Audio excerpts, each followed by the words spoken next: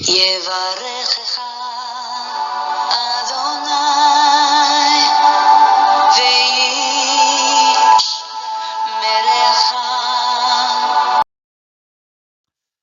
자, 우리 오늘 그 하늘의 소리, 종말의 이해를 돕는 문답 해설 9번째 우리 시간을 함께 공부하도록 하겠습니다.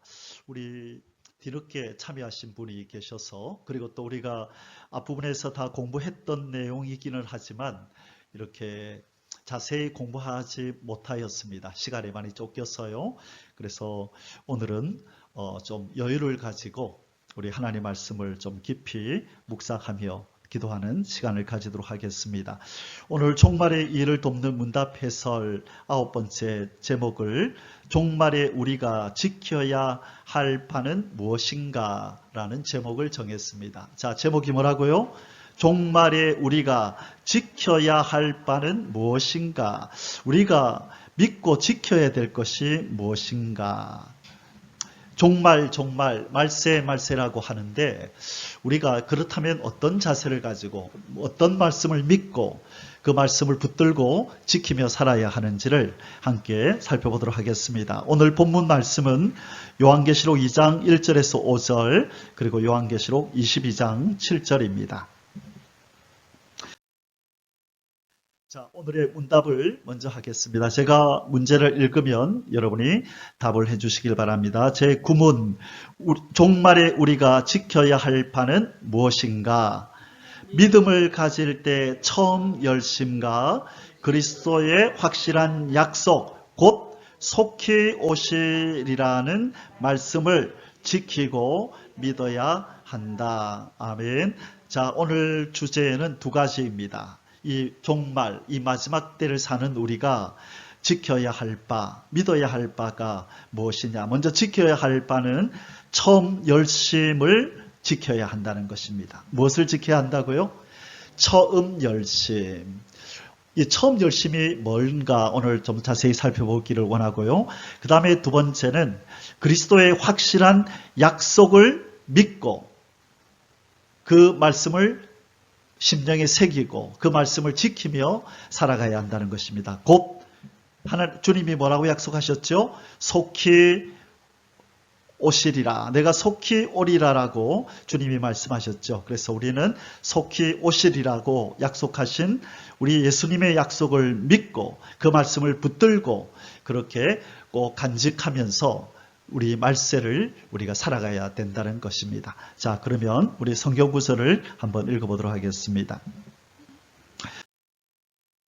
요한계시록 2장 1절에서 5절은 어느 교회에 보낸 말씀입니까? 7교회 중에서 에베소서 교회에 보낸 바로 편지 가운데 우리 오늘 주제와 관련된 내용이 나옵니다. 우리 같이 한번 읽겠습니다. 에베소 교회의 사자에게 편지하라. 오른손에 있는 7별을 붙잡고 7 금촛대 사이를 거니시는 이가 이르시되 내가 네 행위와 수고와 내 인내를 알고 또 악한 자들을 용납하지 아니한 것과 자칭 사도라 하되 아닌 자들을 시험하여 그의 거짓된 것을 내가 드러낸 것과 또 내가 참고 내 이름을 위하여 견디고 게으르지 아니한 것을 아노라.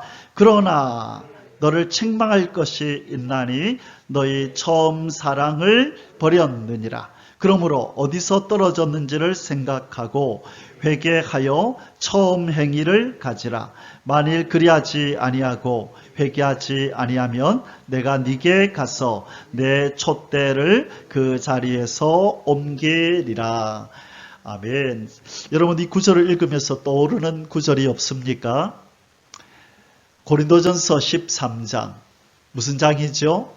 사랑장. 사랑은 오래 참고 하면서 시작되는데, 만일 이것저것 다 가지고 있지만 사랑이 없으면 뭐와 같다 그랬죠?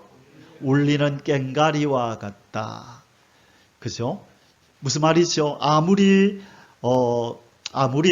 어떤 좋은 것들을 많이 가지고 있다 할지라도 거기에 사랑이 없다면 그가 가지고 있는 모든 것이 거짓되고 그것은 참된 것이 아니라는 거예요. 아무 의미가 없다는 거예요. 마찬가지로 오늘 주님께서 이 에베소 교회를 향하여 편지를 보내면서 먼저 칭찬할 내용들을 많이 얘기하셨어요. 무엇이 있었습니까? 내가 네 수고를, 행위를 안다. 네 행위가 참 내 앞에서 바르고 열심히 있는 그 행위를 알고 네 수고도 알고 너의 인내도 알고 악한 자들을 용납하지 아니한 것도 내가 알고 거짓 사도들을 네가 드러내어서 그렇게 쫓아낸 것도 알고 네가 참고 견디고 게으르지 아니하고 열심을 품고 나를 섬긴 것도 안다. 자, 많이 칭찬했죠. 그런데 이것이 없다면 너희의 모든 수고는 그 모든 아름다운 그런 너희의 행위는 허사가 된다. 그게 뭐라고요? 그러나 너를 책망할 것이 있나니 너희 처음 사랑을 버렸느니라. 사랑이 없으면 아무것도 아니다는 말씀이 여기도 등장한 것입니다. 오늘 우리가 계속 말씀을 살펴보겠지만 이 사랑은 두 가지의 사랑입니다. 작년 여름에 주님께서 이 말씀을 깨닫게 해주실 때 처음 사랑을 우리 교인들은 누구를 향한 사랑이라고만 생각한다고요? 하나님께 대한 첫사랑, 또 주님을 향한 첫사랑만 생각한다는 거예요. 그게 아니라는 거죠. 첫사랑을 회복하라는 말은 1차적으로 하나님을 향한 사랑도 회복해야 되지만 두 번째로 누구를 향한 사랑을 회복해야 될까요? 여러분, 십계명은 누구 사랑을 담고 있어요? 그렇죠. 하나님을 내 마음과 뜻과 정성을 다하여 사랑하고 네 이웃을 내 몸과 같이 사랑하라. 그렇기 때문에 우리 성도들의 사명은 하나님만 사랑하는 게 사명이 아니에요. 이웃을 내 몸과 같이 사랑하는 것도 하나님의 명령이라는 것을 기억해야 되는데, 오늘날 우리 교회에서나 또 성도들의 대화 속에서 첫사랑을 회복하자 이러면 누구를 향하여서? 하나님을 향하여서 주님을 향한 첫사랑을 회복하자라고만 자꾸 생각하는 거예요. 우리는 좀 더 확장해서 누구를 향한 사랑도 생각하라. 이웃 사랑, 사람을 사랑해야 된다는 거예요. 그래서 하나님이 내게 붙여주신 내 삶의 영역 속에 있게 하신 사람 중에서 내가 사랑하고 내가 돌보고 내가 챙겨야 될 사람이 누구인가도 함께 회복해야 된다는 것입니다. 예수님이 책망하신 사람 중에 이런 사람이 있었죠. 하나님께 드릴 것을, 부모에게 드릴 것을 누구한테 드리기만 하면 자기는 사명을 다했다고요? 하나님께 드리고 고르반, 하나님께 드렸어요. 어머니 드릴 거 하나님 앞에 드려버렸어요. 너무 속상해하지 마세요. 그렇게 하면 된다 그랬나요? 안 된다 그랬나요? 안 된다 그랬어요. 그렇게 하면 안 된다 그랬어요. 이웃을 사랑하고 그리고 하나님을 사랑해야지, 이웃을 사랑하지는 않고 하나님만 사랑하면서 나는 하나님을 사랑하는 사람이다 라고 말하면 그것은 진리가 아니라는 것입니다. 하나님을 사랑한다고 했을 때는 이웃 사랑도, 사람을 사랑하는 것도 함께 포함이 된다는 것을 우리는 기억해야 합니다. 자, 우리 두 번째 구절을 보겠습니다. 요한계시록 22장 7절. 지켜야 될 것은 첫사랑이고 그 다음에 믿고 기다려야 될 것이 바로 요한계시록 22장 7절입니다. 같이 읽겠습니다. 보라, 내가 속히 오리니 이 두루마리의 예언의 말씀을 지키는 자는 복이 있으리라 하더라.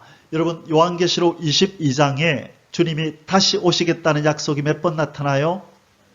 3번 나타난다고 말씀드렸어요. 몇 절에 나타나던가요? 먼저 7절, 그 다음에 몇 절? 14절, 7절가, 그리고 몇 절에 있던가요?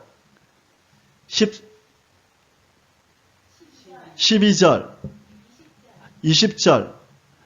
자, 성경의 제일 마지막 책인 66권째인 요한계시록을 우리 주님께서 주시면서 그것도 제일 마지막 장 22장에서 3번씩이나 주님이 약속하신 말씀이 내가 오리라, 내가 반드시 온다. 내가 진실로 속히 온다. 7절, 12절, 20절에서 말씀하셨다는 거예요.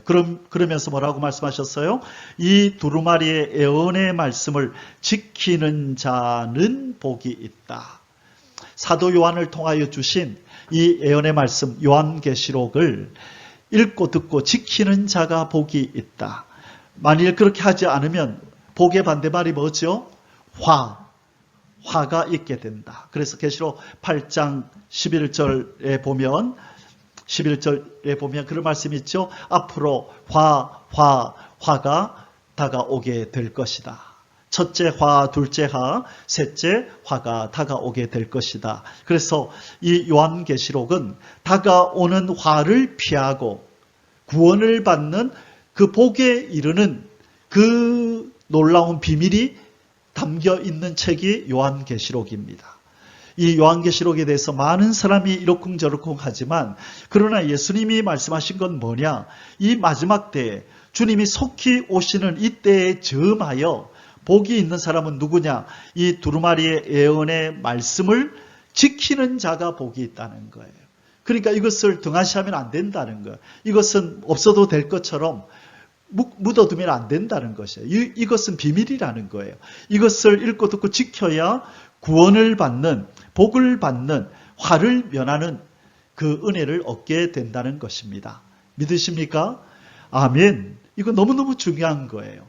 그래서 하나님께서 이 마지막 때는 이 요한계시록은 예수님이 오실 때를 즈음하여 일어날 일들을 기록해 놓으신 것입니다. 요한계시록을 해석하는 방법이 4가지인데 어떤 사람은 이미 과거에 다 이루어졌다. 어떤 사람은 아니야. 이것은 예수님의 재림을 즈음하여 전후에 일어날 미래적인 사건을 기록한 것이야. 그렇게 미래적으로 해석해야 된다. 그렇게 믿는 사람도 있고 아니야. 이거는 그냥 상징이야. 성과 악이 싸운다는 것을 말하는 거야. 그렇게 말하는 사람도 있고 어떤 사람은 예수님이 요한계시록을 줄 때부터 지금까지 어떤 사건들 그때부터 지금까지의 사건을 다룬 거야. 그렇게 말하는 사람도 있고 어떤 한 분류는 아니야. 초대교회 때 이미 다 이루어졌어. 아니야. 초대교회 때부터 지금까지 이루어지는 거야. 아니야. 상징이야. 성과 악이 싸운다는 걸 의미하는 거야. 그리고 우리가 믿는 건 뭐라고요? 그것 아니고 이것은 예수님의 재림의 때에 그 전후에 이 땅에 일어날 일들을 말씀한 것이다. 어디서부터가? 계시록 4장부터가 그렇다는 거예요. 1장부터 3장까지는 7교회에 보내는 편지죠. 그런데 4장부터는 예수님께서 이리로 올라오라 해서 사도 요한을 저 천성으로 데리고 올라가서 장차 반드시 속히 일어날 일들을 보여주신 거예요. 그러면 그 일어나는 시점이 언제냐? 우리는 그것이 바로 예수님의 재림을 맞이하는 그 마지막 말세 지말에 일어날 일이라고 믿는다는 거예요. 그것이 미래적 해석을 믿는 사람들의 어떤 그 근본이 되는 거예요. 우리는 그렇게 믿는 거예요. 자, 우리는 미래적 해석을 믿는 것입니다. 언제 일어날 일? 예수님의 재림을 앞두고 그 전후에 이 세상에 일어날 일들을 계시록 4장 이하는 기록된 것입니다. 라고 믿는 것입니다. 자, 그래서 우리는 이제 도처에서 나타나고 있는 예수님의 재림의 징조를 보고 있습니다. 그래서 이 말씀이 보라, 주목해서 보아라 이 말이에요. 내가 빈말 아니다. 내가 반드시 이루어질 말을 내가 너희들한테 한다. 보라 이 말 속에는 주목해라 이 말이에요. 지금 마지막 계시록 22장을 마무리하는 이 시점에서 예수님이 이걸 강조하는 거예요. 3번씩이나 속히 온다, 내가 반드시 온다라고 말씀하면 이 말씀은 이루어질까요? 안 이루어질까요? 그러면서 더불어서 예수님은 뭐라 그러셨어요? 깨어 있어라. 내가 도둑같이 올 거니까 깨어 있으라 그랬죠. 그러면 우리는 믿어야 될 것과 우리가 가져야 될 자세가 뭐예요? 뭘 믿어야 돼요? 예수님은 반드시 속히 오신다. 이걸 믿어야 되고 우리가 갖춰야 될 자세는 뭐예요? 깨어있는 자세. 깨어있는다는 말이 뭐예요? 나의 때에 반드시 주님이 오신다는 확신을 가지고 언제라도 오시면 기쁘게 맞이할 수 있도록 흠없고 점없고 티 없이 평강 가운데 뛰어가서 맞이할 수 있는 자세를 항상 가지고 있는 거예요. 그게 깨어 있는 거예요. 두 가지를 갖춰야 돼요. 뭘 믿어야 되고 속히 오신다는 이 주님의 말씀을 믿어야 되고 반드시 재림은 있다. 그리고 자세는 우리의 때에 이루어질 것처럼 믿고 기다림으로 살아야 된다는 거예요. 이게 우리가 갖춰야 될 자세인 것입니다. 그것이 깨어있는 삶이에요. 그런데 오늘날 이 세상은 이 두 가지를 다 받아들이지 않아요. 예수를 믿지 않는 사람뿐만 아니라 교회를 다니는 사람들조차도 예수님의 재림에 대한 얘기를 안 해요. 우리하고 상관없는 것처럼 치부해 버린다는 거예요. 그러다 보니까 예수님의 재림에 대한 것을 믿지 않으니까 자연스럽게 어떤 삶이 안 따르는 거죠? 깨어있는 삶이 안 따르는 거죠. 2000년 동안 안 오신 예수님이 설마 우리 때에 오겠나? 그렇게 여기는 거예요. 그런 삶을 잠자는 삶이라, 잠자는 신앙이라 그렇게 우리는 얘기하는 것입니다. 그래서 우리 주님이 시와 때를 말씀하지 않은 이유가 뭐라고요? 잠자지 말라고. 항상 내일인 것처럼, 오늘인 것처럼 늘 깨어 있으라고요. 그게 너무너무 중요합니다. 그런데 그게 쉬울까요? 어려울까요? 늘 깨어 있는 게. 어려울까요? 쉬울까요? 어렵습니다. 그래서 항상 서로 격려해야 되는 것입니다. 그래서 제 사명이 그거예요. 식을만 하면 또 모아서 또 얘기하고 식을만 하면 또 얘기하고 그러기 위해서는 저도 깨어 있어야 되잖아요. 그러다 보니까 더 많은 시간을 주님과 함께 보내야 되고 주님의 말씀을 붙들어야 되고 나눠줘야 되니까요. 그래서 오늘도 하루 종일 주님과 함께 있으면서 산에 가서 거닐고 묵상하고 세상 사람들은 분주하게 살아가지만 하늘을 바라보면서 주님 언제입니까? 늘 묵상하면서 기다리는 거예요. 그날이 반드시 온다라고 저는 약속을 받았기 때문에 너희의 때에 이루어질 거라고 저는 약속을 받았기 때문에 저는 부인할 수 없어요. 그 다른 사람들이 믿든지 안 믿든지 약속을 받은 사람은 받은 사람의 자세를 갖춰야 되는 거예요. 여러분 아시는 바와 같이 하나님으로부터 약속을 받고 구원을 얻었던 사람이 누구였습니까? 대표적인 사람. 노아. 오늘 우리 말씀을 마치고 노아에 대한 노래를 부를 거예요. 노아에 대한 찬송을 부를 텐데 세상 사람들 모두가 안 믿었지만 이 노아와 그 가족들만은 장차 일어날 일을 하나님의 예언을 듣고 그들은 믿었던 거죠. 그 긴 세월 동안 조롱과 멸시와 천대와 비웃음 속에서 그들은 견뎠어요. 오늘날도 예수님 뭐라 그랬어요? 인자의 임함은 누구 때와 같다? 노아의 때와 같다. 우리는 꼭 명심해야 될 말씀이 이 말씀입니다. 노아의 때와 같은 시대를 우리가 살고 있어요. 많은 사람들이 그런 일은 없다. 무슨 홍수는 무슨 지금으로 말하면 무슨 불심판이 어디 있어? 뭐 신이 내려오는 게 어디 있어? 믿지 않아요. 신화처럼 여기고. 그런데 노아가 믿었던 것처럼 우리도 노아의 믿음을 가지고 기다려야 될 줄 믿습니다. 아멘. 깨어 있어야 합니다. 자, 종말을 기다리는 모범적인 자세. 그러면 우리는 이제 구체적으로 어떤 자세를 갖추고 주님을 기다려야 하는가? 주의 재림을 기다림에 있어서 오해함이 없어야 할 것은 오해하면 안 된다. 무엇을요? 종말이 우리의 삶을 포기하거나 이 땅에서의 생활 자체를 버리는 데 있는 것이 아니라는 점이다. 자, 이렇게 하는 사람들을 우리는 뭐라고 불러요? 시한부 종말론자들이다. 어느 몇 년, 몇 월, 며칠 날 오시기 때문에 그 전에 우리 모든 지상에서의 삶을 다 정리해야 된다. 학교는 무슨 학교? 직장은 무슨 직장? 집은 무슨 집? 다 팔아서 다 정리하고 이제 그날만 기다리는 그런 사람들을 우리는 시한부 종말론자다.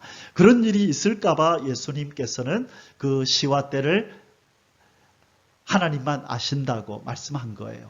자, 결국은 뭐 하게 하려고? 깨어 있게 하려고. 매일매일을 깨어있게 하려고 그러신 거예요. 자, 그러면 일하고 먹고 사는 기본적인 삶을 유지하는 가운데 하루를 최선을 다해 살아야 된다는 거예요.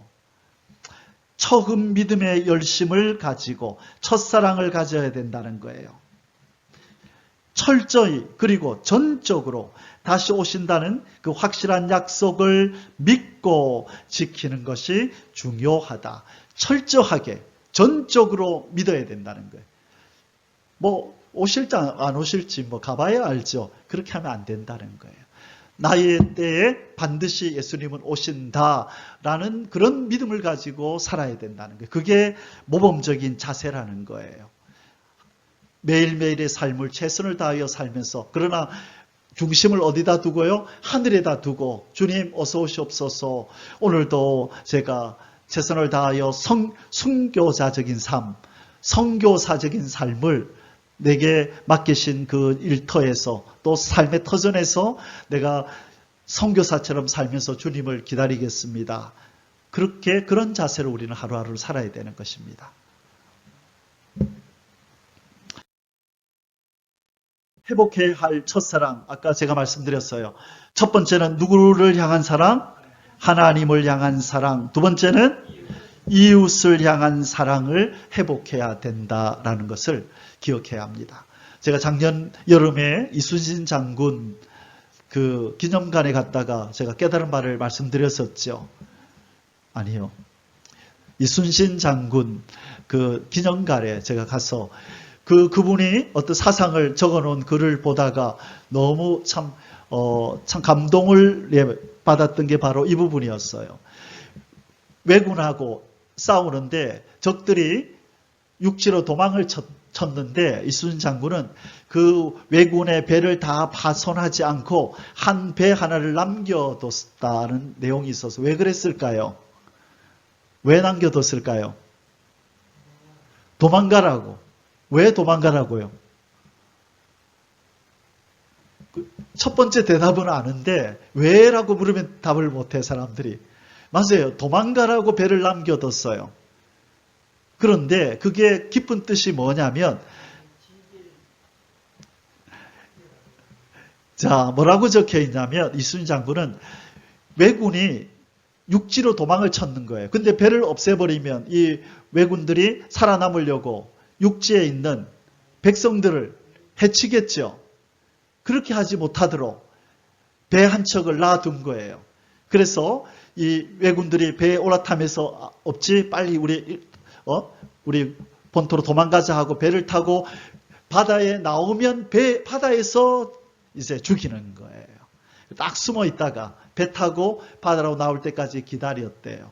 왜? 백성들이 다칠까 봐. 애민사상, 이 백성을 사랑하는 마음이 이순신 장군에게 있었다는 거예요. 그래서 저는 그 내용을 읽으면서 참 감동이 됐어요. 아, 이것이 지도자의 마음이다. 지도자의 마음이다. 그래서 사람들을 우리가 아끼고 사랑하는 그 마음을 우리는 가져야 되는데 그게 첫사랑에 포함이 된다는 거예요. 그래서 오늘 우리가 첫사랑을 회복합시다라고 결심할 때 하나님을 향한 사랑도 회복하지만 이웃을 향한 사랑도 회복을 해야 돼요. 여러분, 저는 좀 우리 집사람이 한 번씩 저보고 좀 뭐라고 해야 되나요? 다른 사람의 일에 좀 많이 너무 간섭을 하고, 안 좋은 말로는 간섭이지만 뭐라 그랬죠? 무슨 일이 있으면 제가 가서 해결을 해야만 돼요. 전에 어디 공원에 갔는데 이제 막 주차를 했다가 다시 돌아가려고 나오는데 먼저 가려고 막 길은 조그마한 거 하나밖에 없는데 나오는 곳은 막 4-5 군데가 돼가지고 엉망이 된 거예요. 그래서 저는 그런 걸 못 보고 있거든요.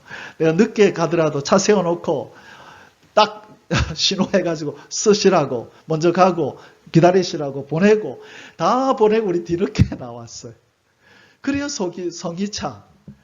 이 도로가에 가다가도 저 밑에서 도로로 올라오려면 이 어떤 인도를 통과해서 나와야 되는데 올라오면 도로가 차가 오는지 안 오는지 사람이 있는지 없는지 위험하거든요.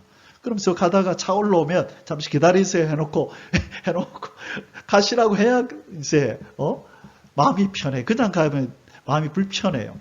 하루는 여 밑에서 막 소리가 막 되게 나는 거예요. 내려가 보니까 택시기사 아저씨하고 저 쿠팡 배달하시는 우리 청년하고 싸움이 붙어가지고 빨리 비키라고, 내가 먼저 들어왔으니 당신 후진하라고, 택시기사 아저씨는 내가 먼저 왔으니까 청년 네가 뒤로 물러가라고. 그리고 가운데서 가만히 보니까 끝이 안 나겠어. 그래서 이제 가운데가 이제 중재를 하는 거예요. 택시기사 아저씨한테 가서는 왜 그러시냐 하니까 저 청년이 내가 먼저 왔는데 자꾸 길을 막고 있다고. 그래서 제가 이제 저 양반 좀 이상하네요, 그죠? 내가 가서 좀 얘기해 볼게요. 그래 가가지고 왜 그러시냐 하니까 택시기사 아저씨 조금만 뒤로 물러가면 될 텐데 나는 한참을 빠져야 되는데 조금만 빠져주면 좋을 텐데. 그래서 그렇네요, 저 아저씨 좀 이상하네요. 그래 택시기사 아저씨한테 가서 아저씨 조금만 좀 물러나 주시라고 그러면서 이제 그렇게 좀 부탁을 드리고 그 젊은 사람한테 가서는 비상등을 켜고 고맙다 하고 지나가면서 아무 말 하지 말고 지나가라고 이걸 이제 중재를 시켰어요. 그러고 나서 아무 일이 없었죠. 그래서 그런 누가 싸우거나 이런 거 보면은 그냥 마음이 불편해. 그래서 중재를 해야 되고 평화를 만들어야만 성이 풀리는 좀 그런 기질이 있어요. 그래서 왜 그런가라고 가만히 생각하니까 우리는 하나님의 백성들은 이 세상을 평화롭게 해야 될 사명이 있는 사람들이고 또 특별히 우리들은 평화의 세계 천년왕국을 기다리는 사람들이잖아요. 그래서 이 사람들 가운데도 평강을 만들어야 되고 동물들, 식물들도 우리가 그들이 평화롭게 살도록 우리가 회복된 아담으로서의 사명을 감당해야 되는 거예요. 그런 어떤 생각이 제 마음속 깊은 곳에 그렇게 자리 잡고 있는 것 같아요. 그래서 뭔가 다툼이 일어나거나 누가 불편해하거나 그러면 이걸 해결해 줘야만 식성이 풀리는 직성이 풀리는 그런 어떤 좀 기질이 있어요. 그래서 우리 지난 여름에 우리 이순신 장군 그 글귀를 보면서 제가 첫사랑을 회복한다는 것은 사람을 사랑하는 것도 회복해야 되는구나라고 깨달았던 거예요. 그래서 오늘 우리 첫사랑은 하나님 사랑 플러스 이웃 사랑이라는 것 우리 다시 한번 기억했으면 좋겠습니다. 다시 오실 주님을 기다리는 삶이 그럼 왜 중요할까요? 왜 우리는 다시 오실 주님을 기다리는 삶을 살아야 할까요? 그 이유가 무엇일까요? 바로 이 소망을 가진 자만이 거룩한 신부의 삶을 추구하게 되는 거예요. 예수님을 기다리는 사람만이 거룩한 예수님처럼 나도 거룩하고 의롭게 살아야 되겠다라고 하는 그 간절한 열망이 있는 거예요. 예수님이 오실 날이 멀었다. 우리 살 날이 이 땅에 길다. 그러면 이 세상에 대한 욕심을 가지게 돼 있어요. 오랜 세월 동안 편안하게 살고 싶고 가지고 살고 싶고 누리고 살고 싶은 마음이 더 강해지는 거지. 그러기 위해서는 거룩이고 뭐고 의로움이 있고 뭐고 눈 감아버리고 내가 많이 가질 수 있다면 타협하고 그렇게 또 살짝 거짓말도 하면서 그렇게 살아가는 거예요. 그러나 이 땅을 사랑하지 않고 다시 오실 주님을 맞이하는 것을 삶의 목표로 두고 사는 사람은 거룩하고 의로운 삶을 추구하며 사는 거예요. 그래서 우리는 바로 이 소망, 다시 오실 주님을 만날이라는 이 소망을 가져야 되는 것이죠. 그 내용이 요한일서 3장 1절에서 3절에 나타납니다. 같이 한번 읽어볼까요? 보라, 아버지께서 어떠한 사랑을 우리에게 베푸사 하나님의 자녀라 일컬음을 받게 하셨는가. 우리가 그러하도다. 그러므로 세상이 우리를 알지 못함은 그를 알지 못함이라. 사랑하는 자들아, 우리가 지금은 하나님의 자녀라. 장래에 어떻게 될지는 아직 나타나지 아니하였으나 그가 나타나시면 우리가 그와 같을 줄을 아는 것은 그의 참모습 그대로 볼 것이기 때문이니 주를 향하여 이 소망을 가진 자마다 그의 깨끗하심과 같이 자기를 깨끗하게 하느니라. 여러분, 이 소망이 무엇이죠? 여기서 말하는 이 소망이 뭐예요? 이 소망이 무엇일까요? 재림주가 나타남을 기다리면서 그를 만나는 게 이 소망이라는 거예요. 그러니까 다시 오시는 주님을 만날 소망을 가진 자마다 다시 오시는 주님의 거룩하심 같이, 깨끗하심 같이 자기를 깨끗하게 하느니라. 아멘. 자, 그래서 우리는 다시 오실 주님을 기다리는 삶이 중요하다는 것을 알아야 되는 거예요. 여러분, 시험 칠 날이 가까이 다가오고 있다는 것을 고3들은 기억해야 돼요. 기억해야만 어떤 삶이 나오죠? 최선을 다해서 이제 얼마 안 남았는데 준비하자라고 열심히 하겠죠. 그러나 시험일이 며칠 남았는지 알지도 못하고 생각지도 않고 산다면 이 학생 마음속에는 내가 열심히 남은 시간 열심히 해야 되겠다고 하는 그 결심이 서지를 않아요. 그래서 우리는 항상 뭘 생각하며 살아야 된다고요? 주님이 오실 날이 임박했다. 그러면 우리는 의와 진리와 거룩함으로 어서 옷을 입고 주님을 맞이해야 되겠다라는 이 소망이 생긴다는 것입니다. 그래서 우리는 다시 오실 주님을 기다리며 살아야 한다는 것입니다. 자, 한 구절 더 보겠습니다. 베드로후서 3장 10절에서 12절.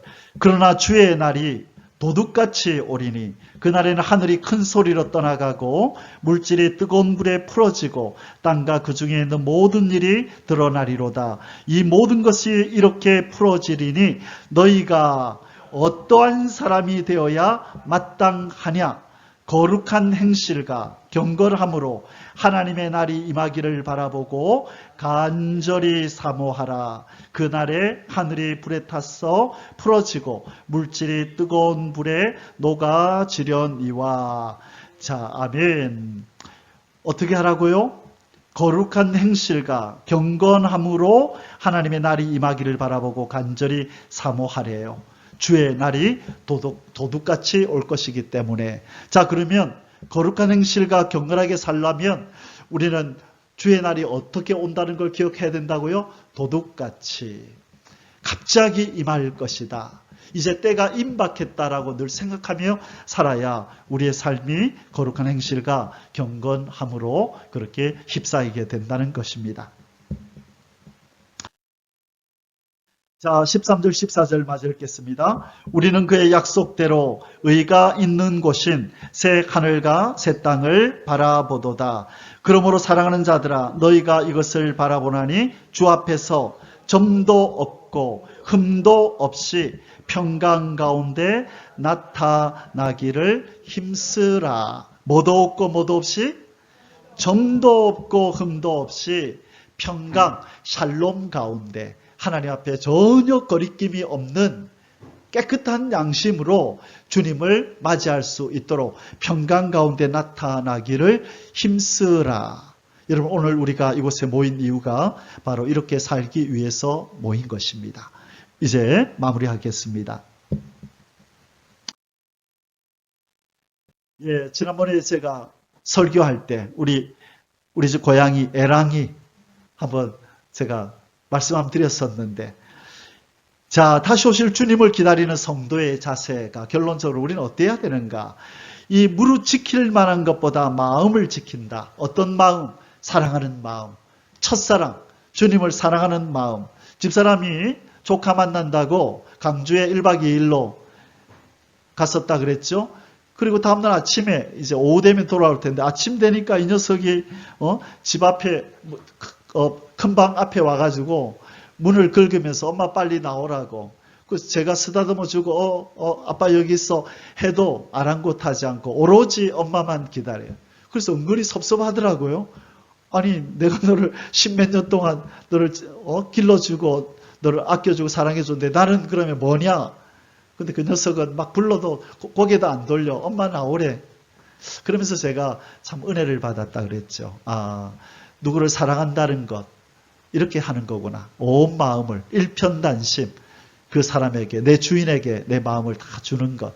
그렇다고 저에게 이빨을 드러내거나 발톱을 세우지는 않아요. 제가 만지면 그냥 그러세요라고 자기를 맡기긴 하지만 그러나 좋다고 올라타거나 그렇게 하지 않아요. 꼭 집사람한테만 그렇게 해요. 없으면 찾고 있으면 편안하게 들어누워서 편안해하고. 그러면서 제가 주님을 사랑하는 마음도 이래야 된다. 주변에서 누가 뭐라 그래도 우리의 마음이나 우리의 손과 발이 뺏기면 안 되고 다시 오실 주님만을 바라보면서 마음을 그분께만 드려야 되겠구나라고 제가 깊은 깨달음을 얻어서 은혜를 많이 받았어요. 이 미물에게, 이 고양이에게 은혜를 참 많이 받았어요. 잠언 4장 23절에 무릇 지킬 만한 것 중에 더욱 네 마음을 지키라. 생명의 근원이 이에서 남이니라. 이 마음을 누구에게만 드리라고요? 주님께만 드리고, 주님을 사랑하는 마음이 누구 사랑으로 나타나야 돼요? 이웃 사랑으로.